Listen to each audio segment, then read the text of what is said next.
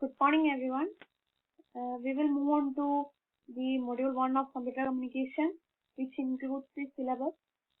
There are some introductory parts to computer communication, then switching, then some introduction to network, then two network models. So this is the syllabus for the first module. I hope all of you have gone through the introductory videos that I have posted in the classroom. So moving on to the introductory part, data transmission is transmission of data from one computer to another or from one device to another. So it is a transmission of data from one computer to another or from one device to another, and the device which is communicating is known as a node. So a node is capable of data transmission. So any device which is capable of data transmission is known as a node. So it may be a computer, it may be a printer, it may be a mobile phone. So always there is a hardware part and software part for data transmission. For data communication to occur, the communicating device must be part of a communication system made up of combination of hardware and software that we will see later. And the effectiveness of a data communication system depends on four characteristics. First one is the delivery, then accuracy, timeliness, and jitter. Delivery means we should ensure that the data is going to the correct destination. So the intended receiver should receive the data. That is what is delivery. So how much correct is the destination? That is what is delivery. Then accuracy means the data should be intact. That means the transmitted data should be received at the receiver correctly. That is accuracy. Then timeliness. So all these processes should go in a timely manner. That is what is timeliness. Then the jitter, it is defined as a variation in packet type. So there are many networks or paths to follow the data transmission. So when we are going through the network, there may be a delay which is known as jitter. So that should be avoided. Now moving on to the components of data communication, a data communication system should include a sender which sends the data, a receiver which receives the data, a data or information which is to be transmitted, then a medium which carries the data from sender to receiver. After that, the software part, which is defined as the protocol, or they are the set of rules and regulations in a data communication system.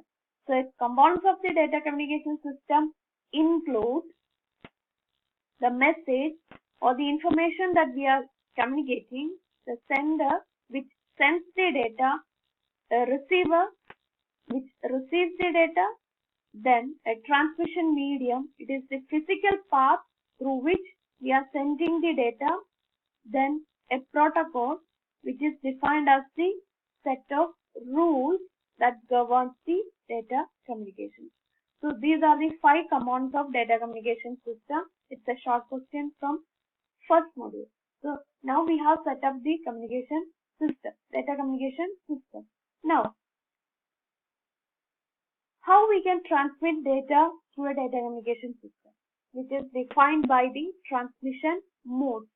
Transmission modes are of 2. One is parallel, the other is serial. So I have given the introductory videos on this. Data transmission system may be parallel data transmission or serial data transmission. Again, serial data transmission may be classified as synchronous serial data transmission and asynchronous serial data transmission. So this is the parallel data transmission. If we want to transmit n number of bits, n wires are used from sender to receiver. So it will be very fast. But the disadvantage is that uses n number of wires to transmit n bits simultaneously. Then the serial data transmission, which includes only a single wire from sender to receiver, and it carries the data one by one or sequentially.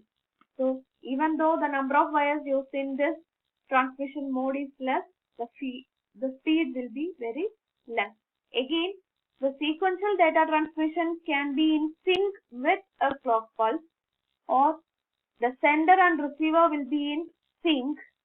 If it is sync with something, it is synchronous data transmission, and if they are not synced before data transmission, it is asynchronous serial transmission.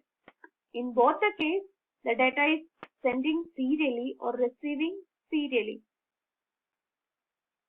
So this is the synchronous data transmission. So before data transmission, the sender and receiver will be in sync with the preamble bytes. So after they are in sync, the data is sent fully from sender to receiver. Whatever be the data, how much, whether it is a big data or small data, depending on the size of the data, they are sending the data with fully. That is what is synchronous data transmission. Now, the asynchronous data transmission is, they are sending the data with a prefixed start bit and suffixed stop bit. So the data is split into blocks, which is prefixed with a start bit and suffixed with a stop bit. So then the sender will be sending the data to the receiver, and it can send the data at any interval of time. It may not be a fully sequential manner.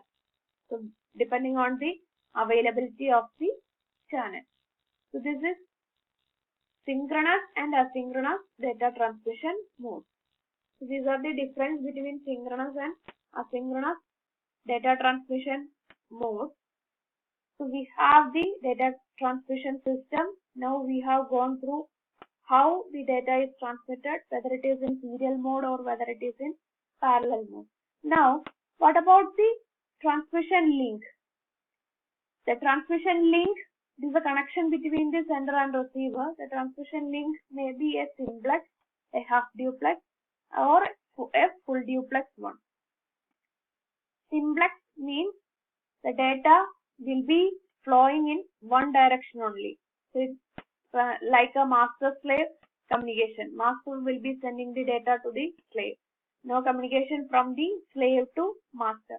The best example is TV broadcasting. That is, the TV broadcasting station will be sending the data to the receiver. The TV receiver won't communicate with the broadcasting station. That is what is a simplex communication.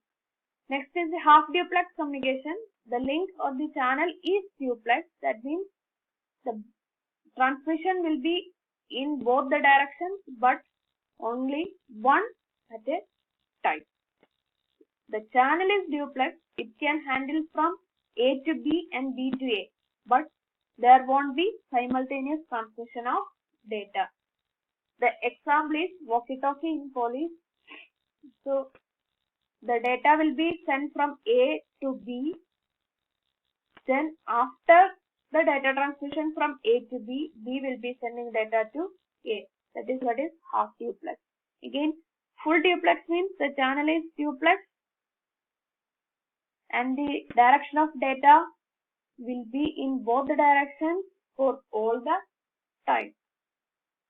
So that is what is the data flow. So in full duplex mode, both stations can transmit and receive simultaneously. It is our mobile phone. So the example for simplex communication is the TV broadcasting or the communication between the keyboard and the CPU. Half duplex means is duplex but one at a time. Full duplex means anyone can send data at any time. So this is about the introduction So we have gone through